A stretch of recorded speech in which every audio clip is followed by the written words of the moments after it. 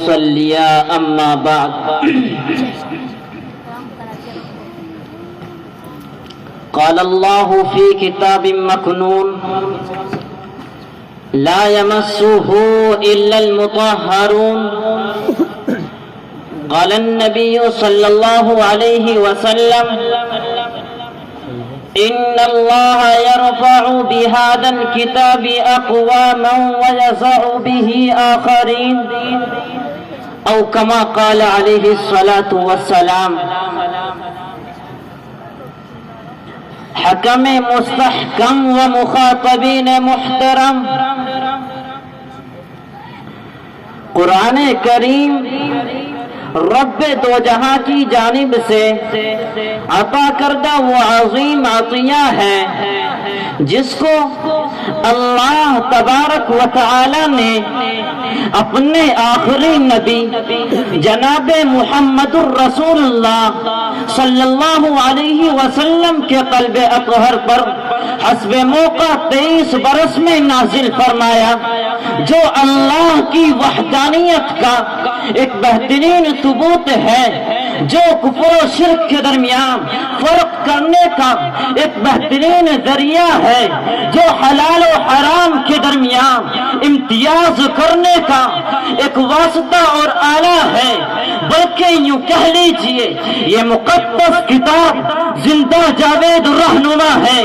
جس کی وجہ سے کائنات کے عالم کا نظام برقرار ہے۔ خود قرآن کہتا ہے ان ھذا القرآن یہدی للتی ہی اقوم، قرآن وہ کتاب ہے جو لوگوں کو سیدھے راستے کی طرف رہنمائی کرتا ہے، یہی وہ قرآن ہے جو لوگوں کے دلوں میں ایمان کا بیج بوتا ہے، یہی وہ قرآن ہے جو آپسی بھائی چارگی کا درس دیتا ہے، یہی وہ قرآن ہے جس کی برکت سے حافظ قرآن کے والدین کو کل قیامت کے دن سورج سے بھی زیادہ روشن تاج پہنایا جائے گا۔ اتنا ہی نہیں بلکہ میں آپ کو یہ بھی بتا دینا چاہتا ہوں، یہی وہ قرآن ہے جس نے محمد بن عبداللہ کو محمد الرسول اللہ بنا دیا، یہی وہ قرآن ہے جس نے ابن ابو قحافہ کو ابو بکر صدیق بنا دیا، یہی وہ قرآن ہے جس نے عمر بن خطاب کو فاروق اعظم بنا دیا، یہی وہ قرآن ہے جس نے نعمان بن ثابت کو امام اعظم بنا دیا۔ اور مجھے کہنے کی اجازت دیجیے تو میں کہوں گا اگر قرآن نہ ہوتا تو یہ زمین و آسمان نہ ہوتے، اگر قرآن نہ ہوتا تو چاند اور ستارے نہ ہوتے، اگر قرآن نہ ہوتا تو باپ اور بیٹے کے درمیان محبت نہ ہوتی، اگر قرآن نہ ہوتا تو 1,24,000 انبیاء کرام کو اس دنیا میں نہ بھیجا جاتا۔ خلاصۂ کلام یہ کہ اگر قرآن نہ ہوتا تو ہمارے پاس کچھ بھی نہ ہوتا۔ ماشاءاللہ۔ سامعین محترم،